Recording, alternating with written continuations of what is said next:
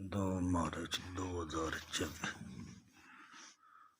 جامعہ مسجد اللہ والی مولانا محمد اسلم صاحب تعلیم کر رہے ہیں۔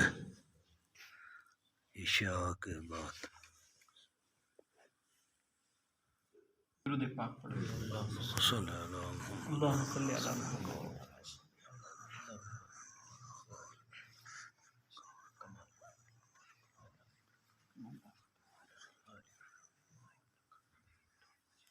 بسم اللہ الرحمن الرحیم۔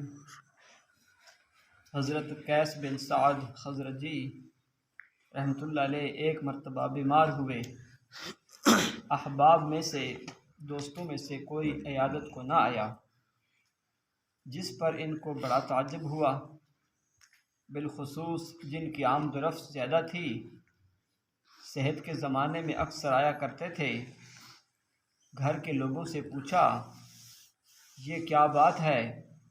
انہوں نے بتایا کہ ہر شخص تمہارا مقروض ہے، ایسی حالت میں بغیر قرضہ لیے ہوئے آنے سے لوگوں کو شرم آتی ہے۔ ہر بندہ مقروض ہے، ہر بندہ مقروض ہے۔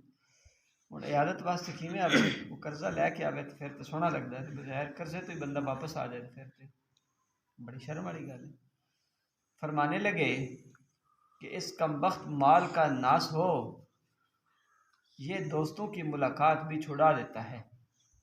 مال ایسی چیز ہے، دوستاں جدائیاں پیدا کر دیتا ہے، پائیاں نو پائیاں تو توڑا دیتا ہے، باپ نو بیٹے تو جدا کر دیتا ہے، صرف مال، صرف مال۔ بہت سارے ایسے واقعات دنیا پیش رونما ہو گئے نے کہ بھائی نے بھائی نو قتل کر دیتا ہے، باپ نے بیٹے نو مار چھڑیا، دوست نے دوست نو مار دیتا ہے، کس واسطے؟ مال واسطے، پیسے واسطے۔ فرمانے لگے کہ اس کمبخت مال کا ناس ہو، یہ دوستوں کی ملاقات بھی چھڑا دیتا ہے۔ یہ کہہ کر ایک شخص کو بلایا اور اس کے ذریعے سے پورے شہر میں منادی کرائی کہ قیس کا جس جس کے ذمہ قرضہ ہے وہ قیس نے سب کو معاف کر دیا۔ سخاوت خیر کر دی۔ اس کے بعد جو عیادت کرنے والوں کا ہجوم ہوا تو دروازے کی دہلیز بھی ٹوٹ گئی، دروازہ ٹوٹ گیا، اتنے بندے پھر ہجوم بن گیا پورا، پھر تو موجے بن گئی، کام سارا معاف ہو گیا۔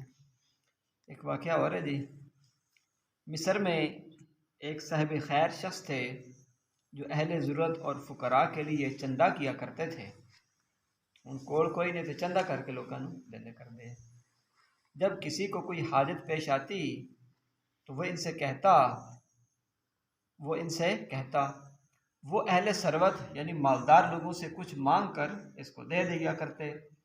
ایک فقیر ان کے پاس گیا اور کہا کہ میرے ہاں لڑکا پیدا ہوا ہے اور میرے پاس اس کی اصلاح کے انتظام کے لیے کوئی چیز نہیں ہے۔ یہ صاحب اٹھے اور لوگوں سے اس کے لیے مانگا، لیکن کہیں سے کچھ نہ ملا۔ حضرت لکھتے ہیں کہ جو آدمی کثرت سے مانگتا رہتا ہے اس کو ملنا بھی مشکل ہو جاتا ہے، کیونکہ ہر وقت جب کام ہی ہوتا ہے نا، کام ہی یہی منگنا، تو وہ پھر کدی کدی لبدا بھی نہیں۔ تو فرمایا کہ ملنا بھی مشکل ہو جاتا ہے۔ یہ سب سے مایوس ہو کر ایک سخی کی قبر پر گئے اور اس کی قبر پر بیٹھ کر یہ سارا قصہ بیان کیا۔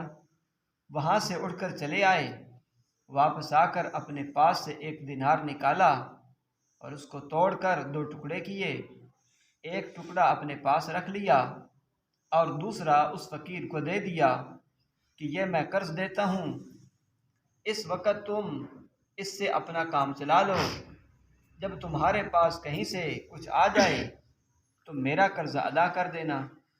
وہ لے کر چلا گیا اور اپنی ضرورت پوری کر لی۔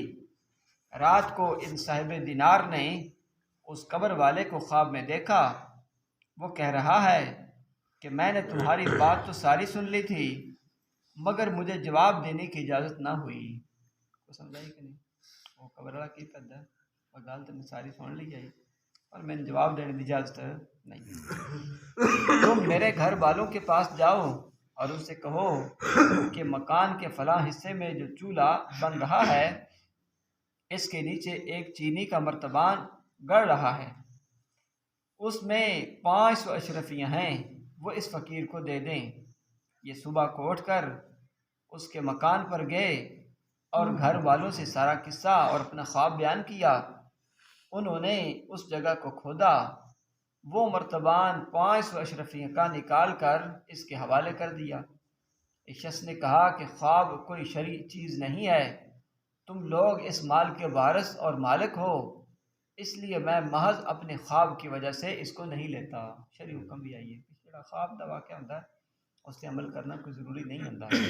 کئی بندے خواب تک لیں میں ڈیگاں پکا رہا جی، بندہ آخر میں خواب چما ہی چول منگتی پی، کوئی ابو آیا جناب حلوہ منگتا پیا، کوئی ضروری نہیں تھوڑے تے ہاں تسی پکا دیو اچھی گل ہے، سواب نہ پکاؤ تو تھوڑے تے کوئی گناہ نہیں ہے، کوئی ذمہ نہیں ہے تھوڑے۔ تو فرمایا کہ تم لوگ اس مال کے وارث اور مالک ہو، اس لیے محض اپنے خواب کی وجہ سے اس کو میں نہیں لیتا۔ مگر ان وارثوں نے اصرار کیا کہ جب وہ مر کر سخاوت کرتا ہے تو بڑی بے غیرتی کی بات ہے کہ ہم زندہ ہو کر سخاوت نہ کریں۔ وہ مرے آ جناب سخاوت کرتا ہے، زندہ ہو کے سخاوت نہ کریے۔ ان کے اصرار پر اس نے وہ اشرفیاں لے کر اس فقیر کو دے دیں اور سارا قصہ سنایا۔ اس نے اس میں سے 1 دینار لے کر اس کے 2 ٹکڑے کیے، ایک ان صاحب کو اپنے قرضے کی ادائیگی میں دیا اور دوسرا ٹکڑا اپنے پاس رکھ کر کہا کہ میری ضرورت کو تو یہ کافی ہے، باقی یہ سب رقم میری ضرورت سے زائد ہے، میں اس کو لے کر کیا کروں گا؟ وہ سب فقراء پر تقسیم کر دی۔ صاحب اتحاف رحمۃ اللہ علیہ کہتے ہیں کہ اس قصے میں غور کرنے کی چیز یہ ہے کہ سب سے زیادہ سخی کون ہے، میت یا اس کے گھر والے یا فقیر؟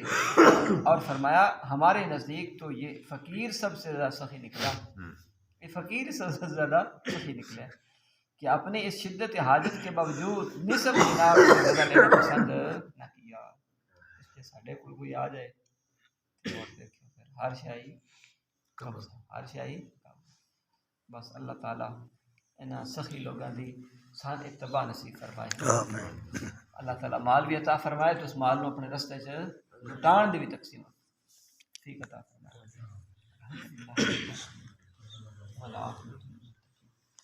والصلاة والسلام على وفي الآخرة حسنة وقنا عذاب النار هب لنا من أزواجنا وذرياتنا اللهم إنا على ذكرك وشكرك وحسن عبادتك رب اغفر وارحم وأنت خير الراحمين. صلى الله تعالى على سيدنا محمد